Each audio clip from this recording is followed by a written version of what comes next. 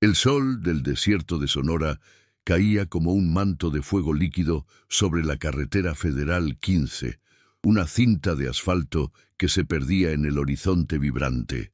Al volante de su tráiler, Javier sentía el murmullo constante del motor como una canción de cuna, una melodía que lo había acompañado durante más de 20 años de su vida. Su piel oscura, un mapa de arrugas finas alrededor de sus ojos, reflejaba las miles de horas bajo el sol y la luna, transportando las mercancías que mantenían al país en movimiento. En su mente solo estaba el anhelo de llegar a Hermosillo, donde su esposa y su hija lo esperaban con la promesa de un café caliente y una cama suave. No era un hombre de muchas palabras, pero en la soledad de su cabina, sus pensamientos eran un torrente de amor por su familia, el combustible que lo empujaba a través de las noches solitarias y los días agotadores. Llevaba una carga de equipo médico, un flete valioso y urgente, y cada kilómetro recorrido era una pequeña victoria contra el tiempo y la distancia. Una mancha azul y roja parpadeó en su retrovisor, creciendo rápidamente hasta convertirse en una patrulla de la Policía Federal. Javier sintió una punzada familiar en el estómago, no de miedo, sino de un cansancio profundo, una resignación ante lo que a menudo era un preludio de complicaciones innecesarias. Con una calma profesional, activó las intermitentes y maniobró el enorme vehículo hacia el acotamiento, levantando una nube de polvo rojizo que se arremolinó en el aire quieto de la tarde. Apagó el motor y el silencio repentino del desierto lo envolvió, roto solo por el zumbido de los insectos y el latido de su propio corazón. Preparó sus documentos, la licencia, los permisos de la carga, la bitácora de viaje.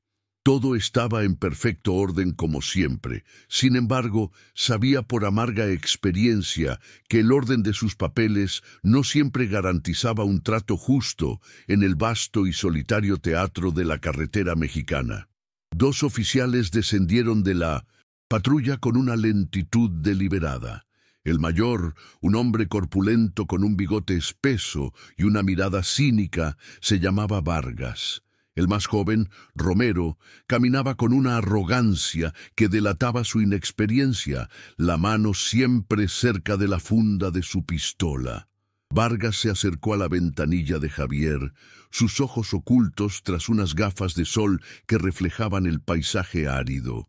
Sin un saludo, sin la más mínima cortesía, su voz resonó seca y autoritaria. «Oríllese más. Baje del vehículo con documentos», ordenó. No era una petición, sino una imposición, un ejercicio de poder que establecía el tono del encuentro desde el primer segundo. Javier asintió en silencio, reprimiendo un suspiro, sabiendo que discutir solo echaría leña al fuego que sentía que se estaba encendiendo. Javier descendió de la cabina, sintiendo el calor del asfalto a través de sus botas. Entregó la carpeta con sus documentos a Vargas, quien los recibió sin siquiera mirarlo a la cara. En su lugar, sus ojos recorrieron a Javier de arriba a abajo, una inspección lenta y despectiva que se detuvo en el color de su piel. Romero, mientras tanto, comenzó a rodear el tráiler, golpeando los neumáticos con su bastón, un acto de intimidación teatral que no tenía ningún propósito práctico. La tensión era palpable, una energía densa que parecía distorsionar el aire caliente del desierto. Javier se mantuvo inmóvil, su rostro una máscara de neutralidad, pero por dentro sentía cómo la frustración comenzaba a hervir a fuego lento. Había vivido esta escena antes, en diferentes carreteras, con diferentes uniformes, pero siempre con la misma mirada de sospecha injustificada. Vargas hojeó los documentos con un desinterés fingido, antes de hacer una pregunta cargada de veneno. «¿Qué transportas, amigo? Algo que te ponga nervioso», dijo, una sonrisa torcida dibujándose bajo su bigote. Javier mantuvo su voz estable, explicando con claridad la naturaleza de su carga. «Equipo de diálisis destinado a un hospital. Público en Hermosillo. Son máquinas para salvar vidas, oficial. Tengo que entregarlas antes del amanecer, explicó, esperando que el carácter humanitario de su flete pudiera ablandar la hostilidad. Pero Vargas se limitó a soltar una risa seca, como si la respuesta de Javier fuera parte de un guión que ya conocía de memoria. Salvar vidas. Todos dicen lo mismo. Vamos a revisar tu cabina. Romero, échale un ojo. Busca bien, ordenó, lanzando la carpeta de documentos sobre el capó de la patrulla. Mientras Romero subía a la cabina y comenzaba a revolver sus pertenencias con una falta de respeto evidente, Vargas se acercó a Javier, invadiendo su espacio personal. El olor a café rancio y a tabaco emanaba del oficial, una presencia desagradable que se sumaba a la humillación del momento. «Sabemos la clase de negocios que se traen los tuyos por estas rutas», susurró Vargas, su voz un siseo cargado de prejuicio. La frase golpeó a Javier con la fuerza de un impacto físico. «Los tuyos». Dos palabras que lo separaban, que lo etiquetaban, que lo condenaban sin juicio. Sintió una oleada de ira, un fuego que le recorrió las venas. Pero la imagen de su hija sonriendo en una fotografía que guardaba en su cartera fue suficiente para anclarlo, para recordarle todo lo que tenía que perder si cedía a la provocación. «Soy un transportista, oficial. Llevo 20 años en esta carretera sin una sola multa. No tengo nada que ocultar», respondió Javier, su voz baja, pero llena de una dignidad que parecía irritar aún más a Vargas. El oficial lo miró fijamente durante un largo momento, como si la calma de Javier fuera un insulto personal. Romero bajó de la cabina negando con la cabeza. «No hay nada, jefe, solo ropa y algo de comida». La decepción en el rostro de los oficiales era evidente, pero en lugar de disculparse y dejarlo ir, la falta de pruebas pareció endurecer su determinación. Vargas se irguió, una expresión de fría resolución en su rostro. No encontrar nada no significa que no haya nada. A veces solo hay que presionar un poco más para que la verdad salga a la luz, declaró. Con un movimiento rápido y ensayado, Vargas sacó un par de esposas de su cinturón. El metal brilló siniestramente bajo el sol agonizante, un presagio de la injusticia que estaba a punto de materializarse. Javier no podía creer lo que estaba viendo. No había habido agresión, ni resistencia, ni la más mínima evidencia de un delito. Estaba siendo arrestado por la pura arbitrariedad de dos hombres que habían decidido que era culpable mucho antes de detenerlo. «Ponga las manos en la espalda», ordenó Vargas, su voz ahora un gruñido de triunfo. Javier sintió cómo su mundo se encogía, cómo las vastas llanuras del desierto se convertían en una celda sin barrotes, una prisión de impotencia y rabia contenida. Sus músculos se tensaron, pero se obligó a obedecer. El frío metal de las esposas se cerró sobre sus muñecas, el clic resonando en el silencio como el cerrojo de una puerta de prisión. La humillación fue total, un peso aplastante que le robó el aliento. Vargas lo empujó bruscamente hacia la patrulla, mientras Romero observaba con una sonrisa de suficiencia. En ese momento, Javier no era un padre, ni un esposo, ni un trabajador honesto. A los ojos de esos hombres era simplemente un cuerpo esposado, un estereotipo confirmado, una estadística sin nombre.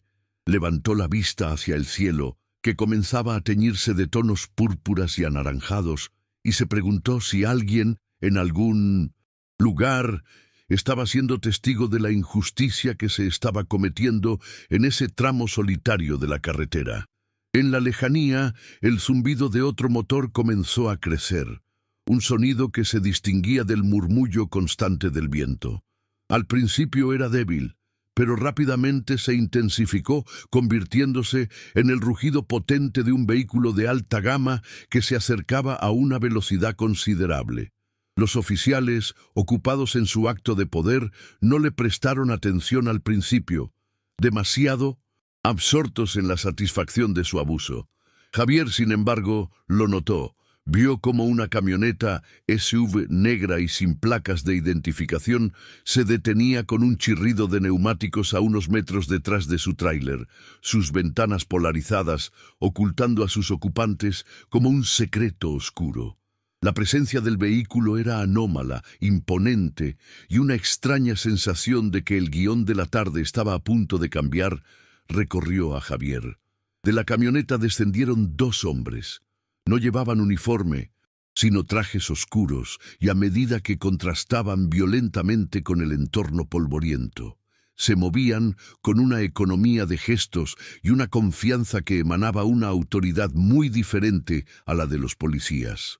Uno de ellos, un hombre alto y de rostro severo, habló en un pequeño micrófono en su muñeca mientras sus ojos, afilados como los de un halcón, analizaban cada detalle de la escena. Javier esposado, los oficiales con sus sonrisas triunfantes, la cabina del tráiler revuelta.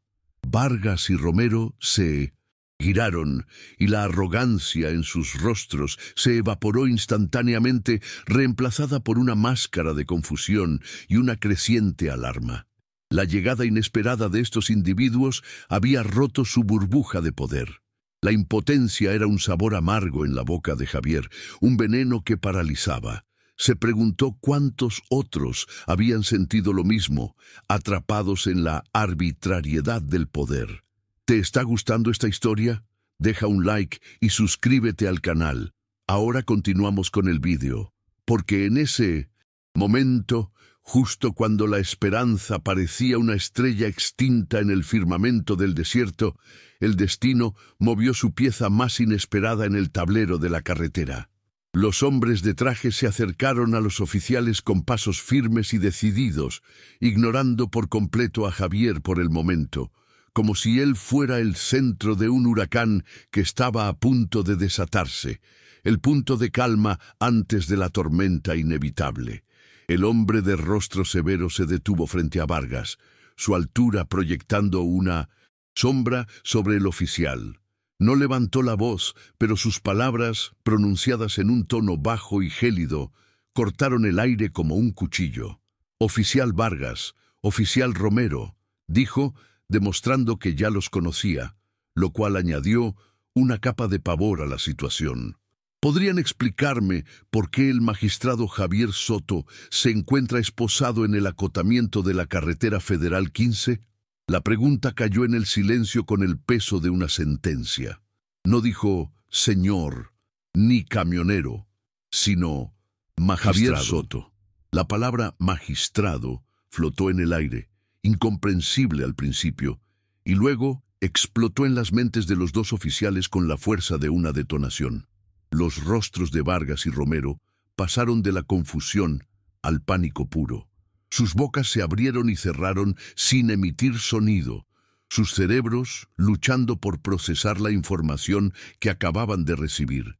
Miraron al hombre que tenían esposado, al camionero de piel oscura, y de repente no vieron a un sospechoso, sino a una figura de poder inmenso, un juez federal, un hombre cuya firma podía destruir carreras, vidas, futuros. La sonrisa de Romero se había desvanecido, reemplazada por un tic nervioso en su ojo. Vargas, por su parte, parecía haber envejecido 10 años en 10 segundos, el color desapareciendo de su rostro hasta dejarlo con la palidez de la cera, entendiendo que acababa de cometer el error más grande y posiblemente el último de su carrera profesional. El magistrado Javier Soto observó el terror florecer ojos de los oficiales, una metamorfosis grotesca que transformaba a los depredadores en presas. La ironía de la situación no se le escapaba. Durante años había presidido juicios donde hombres como Vargas y Romero testificaban, a menudo con la misma arrogancia que habían mostrado minutos antes. Ahora los roles se habían invertido de una manera tan dramática que parecía sacada de una obra de teatro. El hombre de traje, cuyo nombre era Agente Morales, líder del equipo de seguridad del magistrado, no esperó una respuesta. Con un gesto seco indicó a su compañero que liberara a Javier de las esposas. El chasquido metálico al abrirse los grilletes fue un sonido de liberación que resonó en el alma de Javier mucho más que en sus muñecas.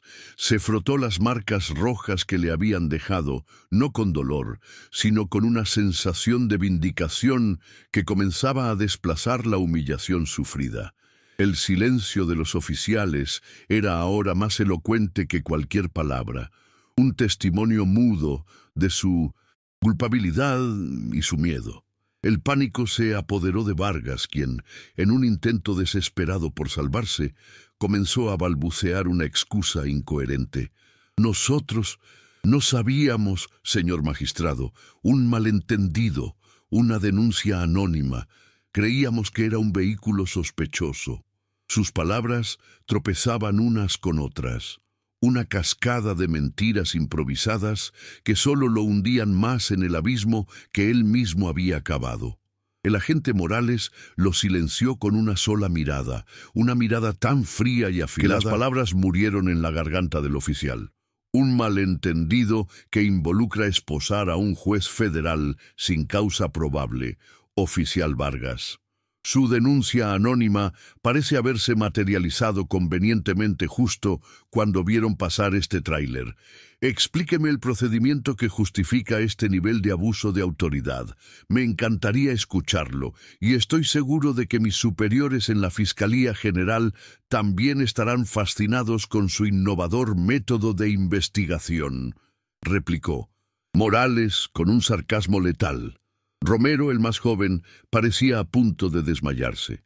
Su rostro estaba pálido y cubierto de una fina capa de sudor frío, a pesar del calor del desierto. Temblaba visiblemente, su mirada yendo del magistrado Soto al agente Morales, como si buscara una salida inexistente a la pesadilla en la que se había metido voluntariamente. Javier, ahora liberado, se acercó a su tráiler y se apoyó en él, sintiendo la solidez del metal como un ancla en la tormenta. Observó la escena con una calma casi sobrenatural. No sentía odio, ni siquiera una sed de venganza. Lo que sentía era una profunda tristeza por un sistema que permitía que el prejuicio y el poder corrompieran de tal manera a hombres que habían jurado proteger y servir. Veía en Romero no solo a un oficial corrupto, sino también a un joven que había elegido el camino equivocado, seducido por la falsa sensación de poder que le otorgaba su uniforme. El magistrado Soto, después de un largo silencio que pareció estirar el tiempo, finalmente habló. Su voz no era fuerte, pero poseía una gravedad que obligaba a la atención, una resonancia forjada en años de dictar sentencias y escuchar las verdades más oscuras de la naturaleza humana. «Oficial Vargas, oficial Romero», comenzó, su mirada pasando de uno a otro.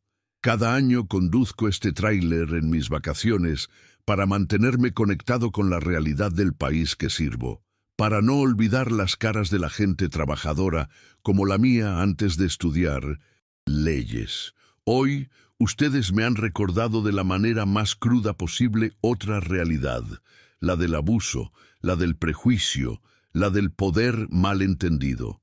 No me detuvieron por una infracción, me detuvieron por el color de mi piel y porque asumieron que era alguien sin poder, sin voz, alguien a quien podían humillar impunemente para satisfacer su propia arrogancia». Las palabras del magistrado cayeron sobre los oficiales como losas de granito. Cada frase era una acusación precisa, un clavo en el ataúd de sus carreras. No había defensa posible contra la verdad que acababa de exponer. Vargas intentó hablar de nuevo, quizás para pedir clemencia, pero Morales levantó una mano, deteniéndolo. «Guarde silencio. Todo lo que diga será incluido en nuestro informe. Sus radios, sus armas y sus placas, por favor, están relevados de su servicio activo hasta nuevo aviso, pendientes de una investigación interna que yo mismo supervisaré». La orden fue tan tajante y definitiva que los oficiales obedecieron sin dudar, moviéndose como autómatas. Despojados de sus armas y sus símbolos de autoridad, parecían encogerse, su presencia física disminuyendo a medida que su poder se desvanecía en el aire del desierto. Mientras el compañero de Morales recogía el equipo de los policías, ahora desarmados, Javier se acercó a la cabina de su tráiler. La puerta seguía abierta y el interior era un caos. Sus ropas estaban tiradas por el suelo, la pequeña despensa de comida estaba desparramada y la fotografía de su esposa y su hija yacía en el suelo, con el cristal del marco roto. Ver esa imagen profanada fue lo que finalmente rompió su calma. Una lágrima solitaria y furiosa rodó por su mejilla. No era por la humillación personal, sino por la violación de ese santuario, ese pequeño espacio que representaba el hogar y el amor que lo impulsaban. Esa imagen era el símbolo de todo lo que defendía, de todo lo que era, y esos hombres la habían pisoteado con su ignorancia y su odio. El agente Morales notó el cambio en la expresión de Javier y siguió su mirada hasta la cabina. Vio la fotografía en el suelo y su rostro, ya severo, se endureció aún más. Se giró hacia los exoficiales, quienes ahora estaban de pie junto a su patrulla, despojados y humillados. «Miren eso», dijo Morales, su voz peligrosamente baja. «Eso es lo que hacen. No solo violan la ley, sino que profanan la vida de las personas. No tienen idea del daño que causan, de las heridas que dejan, heridas que no se ven, pero que tardan mucho más en sanar que unas marcas en las muñecas». Los dos hombres bajaron la mirada, incapaces de enfrentar la acusación, incapaces de confrontar la verdadera magnitud de sus acciones, reducidas ahora al simple y patético acto de vandalismo. El magistrado Soto se acercó a su cabina y recogió con cuidado la fotografía del suelo. Sostuvo el marco roto en sus manos, sus dedos trazando el rostro sonriente de su hija.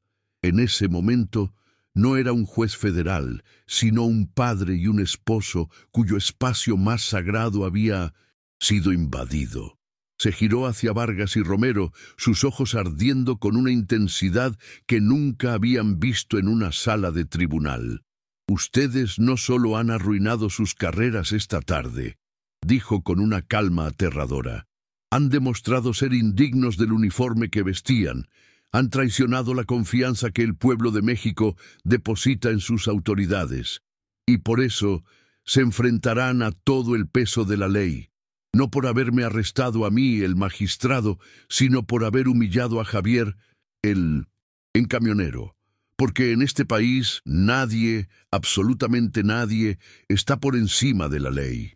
La promesa en su voz era inquebrantable, una garantía de que la justicia, por una vez, no sería ciega al abuso de poder. El agente Morales hizo una llamada por su radio, y en cuestión de minutos, el sonido de más vehículos acercándose se escuchó en la distancia. Una unidad de asuntos internos de la Policía Federal y un vehículo de la Fiscalía estaban en camino para tomar la custodia de los dos hombres y comenzar el procedimiento formal. El sol finalmente se había ocultado tras las montañas, sumiendo al desierto en una oscuridad profunda, una oscuridad que parecía reflejar el futuro incierto y sombrío que les esperaba a Vargas y a Romero, un futuro que ellos mismos habían sellado con sus acciones imprudentes. Javier observó cómo se llevaban a los dos hombres. No sintió alegría ni satisfacción, solo un vacío, una sensación de victoria pírrica. Sabía que este incidente, aunque resuelto a su favor, era solo una gota en un océano de injusticias similares que ocurrían a diario en las carreteras del país. Pensó en todos los otros Javieres, que no tenían un equipo de seguridad de la Fiscalía siguiéndolos a distancia, en todos aquellos cuyas voces eran silenciadas por el miedo y la impotencia. Su viaje anual no era solo para recordar sus raíces, sino también para ser testigo de estas realidades. para llevar esas historias a las más altas esferas de la justicia y luchar por un cambio, aunque fuera lento y arduo. El agente Morales se acercó a Javier, su expresión ahora más suave, mostrando un respeto genuino. Magistrado, lamentamos que haya tenido que pasar por esto. Teníamos órdenes de mantenernos a distancia a menos que la situación escalara. Cuando vimos las esposas, supimos que era el momento de intervenir, explicó. Javier asintió, comprendiendo la necesidad del protocolo. Hiciste lo correcto, Morales. Era importante para mí ver hasta dónde llegarían, ver la cara real del problema. Ahora tenemos un testimonio irrefutable no solo de un delito, sino de la mentalidad que lo impulsa, y eso es mucho más valioso para la causa que estamos defendiendo. Morales y su equipo ayudaron a Javier a ordenar el desastre en su cabina. Mientras recogían sus pertenencias, Javier encontró un termo de café que su esposa le había preparado. A pesar de todo, seguía tibio. Lo abrió y el aroma familiar lo llenó de una sensación de calma y normalidad. Le ofreció un poco a Morales y a su compañero, y los tres hombres compartieron un momento de silencio y camaradería en medio del desierto. Un pequeño acto de humanidad que contrastaba con la fealdad que acababan de presenciar. La noche era ahora completa, y las estrellas comenzaban a aparecer en el cielo, innumerables y brillantes, como pequeños faros de esperanza en la inmensa oscuridad. Con la situación bajo control y los exoficiales en custodia de asuntos internos, el magistrado Javier Soto sabía que tenía que continuar su viaje. La carga de equipo médico todavía tenía que llegar a su destino. Miró el reloj. Estaba retrasado, pero la causa había sido justa. Antes de subir de nuevo a su tráiler, se detuvo y miró la carretera que se extendía ante él. Un camino de asfalto que representaba tanto su pasado como su presente. Un camino de lucha, de trabajo duro, y ahora de una justicia inesperada. Sabía que esta historia, su historia, no terminaba aquí. Era solo un capítulo más en la larga lucha por la dignidad y el respeto en las carreteras de su amado México. Se despidió del agente Morales con un apretón de manos, agradeciéndole su profesionalismo y su apoyo. Nos veremos en Guadalajara, Morales. Tengo mucho trabajo que hacer y este incidente me ha dado una nueva perspectiva y una renovada determinación, dijo Javier, su voz resonando con el peso de su doble identidad, la del camionero que conocía el asfalto y la del juez que conocía la ley. Subió a la cabina, el familiar crujido del asiento del conductor dándole la bienvenida. Arrancó el motor y el rugido llenó la noche, un sonido de poder y resiliencia. Con las luces encendidas, iluminando el camino por delante, el magistrado Javier Soto, el camionero, continuó su viaje, dejando atrás las sombras del abuso y dirigiéndose hacia la promesa del amanecer. El rugido del motor era un bálsamo para el alma herida de Javier. Cada kilómetro que dejaba atrás el lugar del incidente se sentía como una pequeña purificación, un despojo de la suciedad del encuentro. Las luces del tráiler cortaban la oscuridad impenetrable del desierto, revelando breves fragmentos de un paisaje que de día era hostil, pero de noche se volvía misterioso y casi místico. En la quietud de la cabina, con la única compañía del zumbido de los neumáticos sobre el asfalto, Javier tuvo tiempo de procesar no solo lo ocurrido, sino sus implicaciones más profundas. Se dio cuenta de que la rabia inicial había dado paso a una fría y calculadora determinación. Este viaje, que había comenzado como un ritual personal, se había transformado en una misión.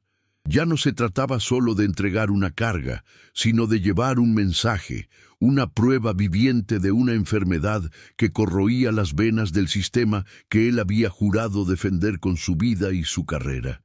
La radio de la cabina, que antes solo emitía estática, de repente cobró vida con la voz de otro camionero, un colega anónimo en la inmensidad de la noche. «¿Qué pasó allá atrás, compañero?», Vi las luces de la Federal y una camioneta rara. ¿Todo bien por allá? La pregunta, cargada de una genuina preocupación, le recordó a Javier la hermandad invisible que unía a los hombres de la carretera. Eran una tribu nómada, conectados por un código no escrito de solidaridad y apoyo mutuo. Javier tomó el micrófono y por un momento dudó. Podía simplemente decir que fue una revisión de rutina, pero decidió hacer algo diferente. Tuvimos un pequeño problema de abuso de autoridad, pero ya se está resolviendo. Tengan cuidado en este tramo, parece que a algunos les gusta inventar pretextos para molestar a la gente trabajadora, respondió, su voz clara y firme. La respuesta provocó una pequeña reacción en cadena en el canal de radio. Otros camioneros comenzaron a compartir sus propias experiencias, historias de extorsión, de humillación, de paradas injustificadas. La radio se convirtió en un confesionario anónimo, un espacio seguro donde las frustraciones reprimidas salían a la luz. Javier escuchaba en silencio, cada relato añadiendo más leña al fuego de su resolución. Eran las voces de los sin voz, las historias que rara vez llegaban a un tribunal, las injusticias que se perdían en la burocracia y el miedo. Se dio cuenta de que su caso, por extraordinario que fuera, no era único en su esencia, sino solo en su desenlace. La diferencia era que él tenía el poder de convertir esas voces anónimas en un coro que exigiera un cambio real y duradero. A medida que se acercaba a los límites del Estado, de Sinaloa, una nueva preocupación comenzó a formarse en su mente. Su retraso podría comprometer la entrega del equipo médico. Llamó al hospital en Hermosillo, identificándose solo como el transportista, para informarles de la situación. La voz, al otro lado de la línea, una enfermera de turno nocturno, sonaba agotada pero comprensiva. «Haga lo que pueda, señor. Estas máquinas son vitales, tenemos pacientes esperándolas, pero su seguridad es lo primero. Conduzca con cuidado». Sus palabras, llenas de una simple y profunda humanidad, reforzaron el propósito de Javier. Estaba en una carrera contra el tiempo por dos frentes: entregar un equipo que salvaría vidas y llevar a la justicia un caso que podría salvar la dignidad de muchos. El viaje a través de Sinaloa fue tenso. La reputación del Estado lo precedía, y aunque Javier conocía bien la ruta, la experiencia reciente lo había dejado en un estado de alerta máxima. Cada par de luces en su retrovisor era motivo de sospecha. Cada sombra en el borde de la carretera, una amenaza potencial. Se sentía expuesto, vulnerable, a pesar del poder que ostentaba en su otra vida. En la carretera de noche, todos eran iguales ante el peligro. Esta dualidad de su existencia nunca había sido tan palpable.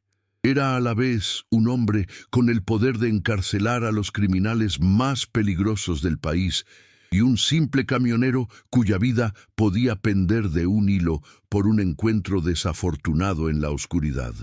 Fue en una pequeña parada de camiones a las afueras de Culiacán donde la realidad de su misión lo golpeó de nuevo. Mientras llenaba el tanque de diésel, un joven se le acercó, un muchacho que no tendría más de 18 años, con las manos engrasadas y una mirada cansada. «¿Usted es el que habló por la radio antes?», preguntó en voz baja. Javier asintió. El joven lo miró con una mezcla de admiración y temor. «Mi padre fue camionero. Lo perdimos hace 2 años en un retén falso en esta misma carretera. Nunca se hizo justicia. Gracias por no quedarse callado. Gracias por darnos una voz», dijo el muchacho, sus ojos brillando con lágrimas no derramadas. Le ofreció a Javier un café por cuenta de la casa, un pequeño gesto que significaba un mundo. El encuentro con el joven fue como un espejo que reflejaba las consecuencias más trágicas del problema que Javier enfrentaba. Ya no era una cuestión abstracta de leyes y procedimientos. Era una cuestión de vidas rotas, de familias destrozadas, de un ciclo de impunidad que se perpetuaba en el silencio y el miedo. Agradeció al muchacho por el café, su corazón pesado con la responsabilidad que sentía. «No te preocupes, hijo. Haremos todo lo posible para que historias como la de tu padre no se repitan. Te lo prometo», dijo Javier. Y en ese momento, la promesa no era del magistrado, sino del hombre, del padre, del compañero camionero que entendía el dolor de esa pérdida en un nivel visceral. De vuelta en la carretera, la cafeína y la adrenalina lo mantenían despierto. Las luces de Nindosintoshitun, Hermosillo, finalmente aparecieron en el horizonte, un resplandor anaranjado que prometía el final del viaje. Eran casi las 5 de la mañana. Condujo directamente al hospital, donde un equipo de personal ya lo esperaba en el muelle de carga. La enfermera con la que había hablado por teléfono, una mujer de mediana edad, con una sonrisa amable y ojos cansados, lo recibió personalmente. Lo logró. No sabe cuánto significa esto para nosotros, para nuestros pacientes. Muchas gracias de verdad, dijo, su gratitud genuina y palpable. Javier simplemente asintió, sintiendo que al menos una parte de su misión de esa noche se había cumplido con éxito. Mientras supervisaba la descarga del equipo, su teléfono personal, el que usaba para sus asuntos de magistrado, vibró. Era un mensaje del agente Morales. «Vargas y Romero están bajo custodia. Han confesado. Parece que eran parte de una red de extorsión más grande dentro de la corporación. Su incidente ha abierto la caja de Pandora. El fiscal general quiere verlo en cuanto llegue a Guadalajara. Esto es más grande de lo que pensábamos». Javier leyó el mensaje, una sensación de fría satisfacción recorriéndolo. Su instinto había sido correcto. Lo que le había sucedido no era un acto aislado de dos oficiales corruptos, sino el síntoma de una enfermedad sistémica. La investigación que se iniciaría a partir de este punto podría purgar a muchos más elementos corruptos. La descarga terminó justo cuando los primeros rayos del sol comenzaban a pintar el cielo de rosa y dorado. El amanecer trajo consigo una sensación de renovación, de un nuevo comienzo. Javier se despidió del personal del hospital y por primera vez en muchas horas sintió que podía respirar profundamente, liberando la tensión acumulada. Miró su tráiler, el fiel compañero de tantas batallas silenciosas. Esa noche no había sido solo un vehículo de carga, sino un vehículo de justicia. Un caballo de Troya que había llevado a un magistrado al corazón oscuro del sistema para exponer sus podridas entrañas desde adentro, de una manera que nunca podría haberlo hecho desde su estrado. El viaje de regreso a Guadalajara sería diferente. Ya no conducía solo con la prisa de llegar a casa, sino con la urgencia de iniciar la batalla legal que se avecinaba. Sabía que sería una lucha difícil, que enfrentaría resistencia desde dentro del sistema, que intentaran desacreditarlo, que usarían su doble vida en su contra. Pero no tenía miedo. La experiencia en el desierto lo había templado, había reforzado su convicción. Había visto la cara de la injusticia de cerca, había sentido el frío de las esposas en su piel, y eso le había dado una claridad de propósito que ningún libro de leyes podría enseñarle. ¿Te está gustando esta historia? Deja un like y suscríbete al canal. Ahora continuamos con el vídeo, porque la historia de Javier, el camionero, estaba a punto de converger de manera explosiva con la del magistrado Soto, y el resultado de esa colisión sacudiría los cimientos de la justicia en México. Se sentó en un pequeño café frente al hospital, pidió un desayuno abundante y mientras comía comenzó a redactar en una servilleta los puntos clave del caso que presentaría. No eran solo notas legales, eran las voces de los camioneros en la radio, el dolor en los ojos del joven huérfano, la dignidad de la enfermera. Era la justicia escrita no con tinta, sino con la verdad cruda de la carretera. El aroma del café y el calor del sol de la mañana eran reconfortantes. Javier se permitió un momento de paz, un instante para asimilar la magnitud de lo que estaba por venir. Se dio cuenta de que su vida nunca volvería a ser la misma. Su ritual anual de conducir el tráiler había adquirido un nuevo significado, una nueva dimensión. Ya no era un escape, sino un compromiso, un recordatorio de que para impartir justicia, uno debe primero entender la injusticia, no desde la distancia de un tribunal, sino desde la vulnerabilidad del asfalto. Y él, Javier Soto, estaba en una posición única para ser ese puente entre dos mundos. Terminó su desayuno, pagó la cuenta y caminó de regreso a su tráiler. Antes de subir, se detuvo a mirar su reflejo en el cromo pulido de la parrilla. Vio a un hombre cansado, un hombre de piel oscura con las manos callosas de un trabajador. Pero detrás de esos ojos, vio también la chispa de un fuego inextinguible, la determinación de un guerrero que acababa de encontrar su verdadera batalla. Y con una leve sonrisa, subió a la cabina, listo para emprender el largo camino a casa, el largo camino hacia la justicia. 6 meses después, el sol de Guadalajara caía a través de los grandes ventanales de la sala del tribunal, iluminando las partículas de polvo que danzaban en el aire solemne. El lugar estaba abarrotado, lleno de periodistas, abogados y ciudadanos curiosos, todos atraídos por el caso que había sido bautizado por la prensa como Justicia en el asfalto. En el estrado, vestido con su toga de magistrado, se encontraba Javier Soto. Su rostro era el mismo, pero había una nueva gravedad en su mirada, una autoridad que ya no se limitaba a su conocimiento de la ley, sino que estaba forjada en la experiencia directa de la injusticia. Presidía el juicio contra una red de 15 oficiales de la Policía Federal, incluidos Vargas y Romero, acusados de extorsión, abuso de autoridad, asociación delictuosa y discriminación racial. Un caso sin precedentes que había surgido a raíz de su propia detención. La defensa había intentado de todo para desacreditar el caso. Argumentaron que el magistrado había usado su posición para una venganza personal, que su método de investigación encubierta era ilegal, que había provocado a los oficiales. Pero la evidencia era abrumadora. El testimonio de Javier no fue el único.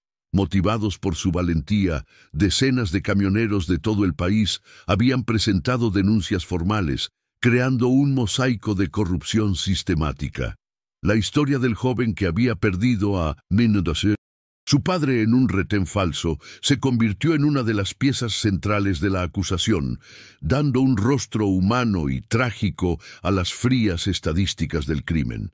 El tribunal escuchó grabaciones, vio videos de cámaras de seguridad de otras paradas de camiones, y la verdad se volvió innegable.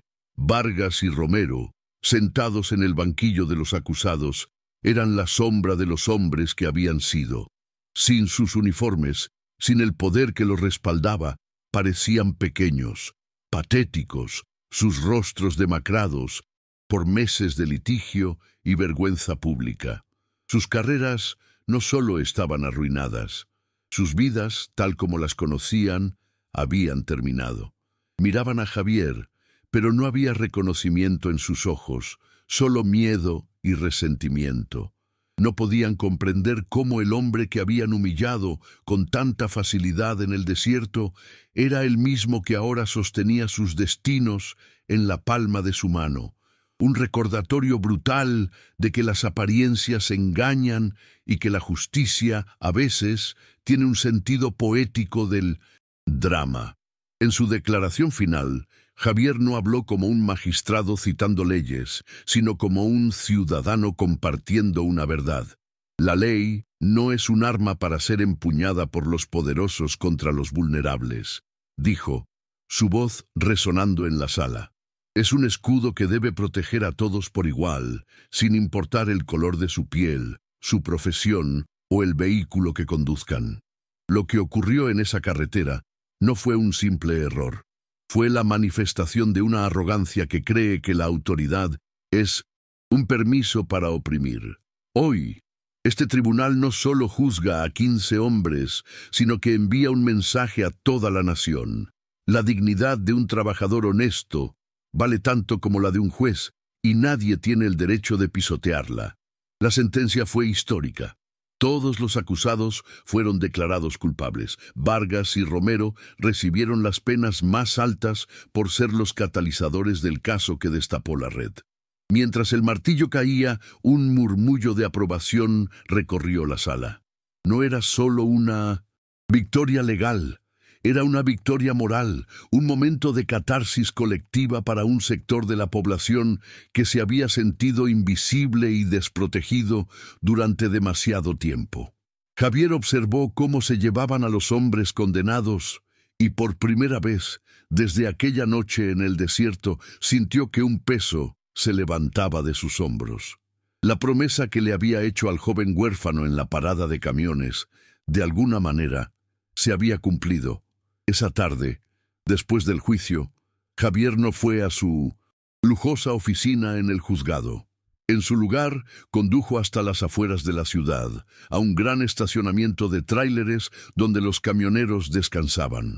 Se bajó de su coche, vestido con ropa de civil, y caminó entre los gigantes de acero. La noticia del veredicto ya se había extendido como la pólvora. Un grupo de conductores lo reconoció y se acercó a él, no con la deferencia que se le muestra a un juez, sino con el respeto que se le da a un hermano. Lo rodearon, le dieron palmadas en la espalda, le ofrecieron un refresco.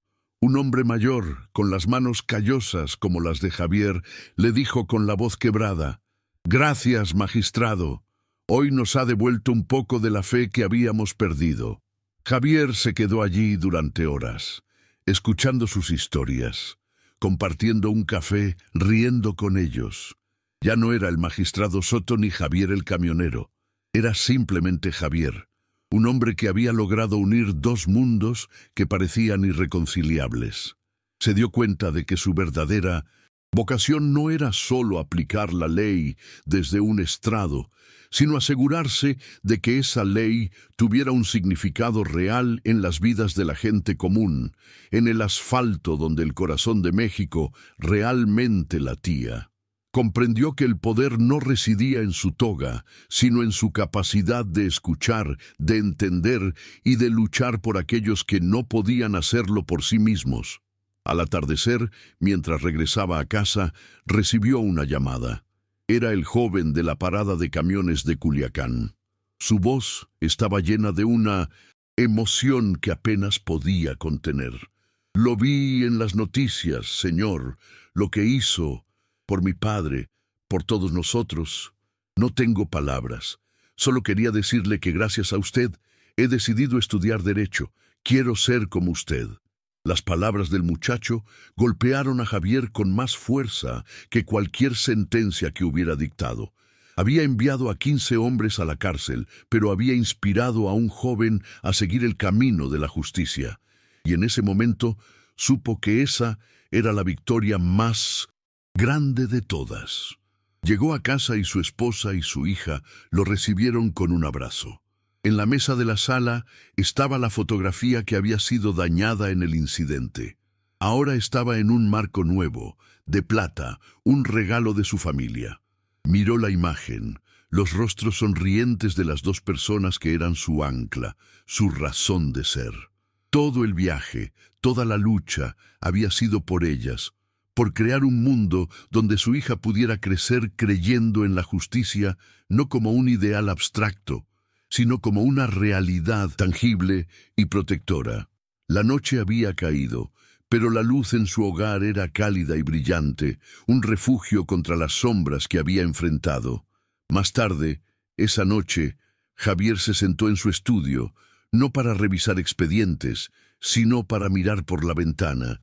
Vio las luces de los tráileres moviéndose en la autopista lejana, cada uno un universo de historias, de sacrificios, de sueños. Sabía que la lucha no había terminado, que siempre habría nuevas batallas que librar. Pero ahora no se sentía solo en esa lucha. Tenía a una hermandad en la carretera y a una nueva generación inspirada para tomar el volante de la justicia. Su doble vida se había fusionado en una sola identidad, una que abrazaba con orgullo y con un profundo sentido de propósito. La historia de su detención se convirtió en una leyenda en las carreteras de México. Los camioneros la contaban en las paradas de descanso, en las largas noches de vigilia, no como un cuento de venganza, sino como una fábula sobre la dignidad y el poder oculto de la gente común. El magistrado, que conducía un tráiler, se convirtió en un símbolo de esperanza, un recordatorio de que incluso en la oscuridad más profunda, una sola persona puede ser el faro que guíe a los demás hacia la luz, demostrando que la verdadera justicia no se encuentra en los códigos, sino en el corazón valiente de quienes se atreven a defenderla. El tráiler de Javier ahora descansaba en un garaje especial en su casa. No lo había vendido. Sabía que llegaría el día, en sus próximas vacaciones, en que volvería a sentir la llamada de la carretera.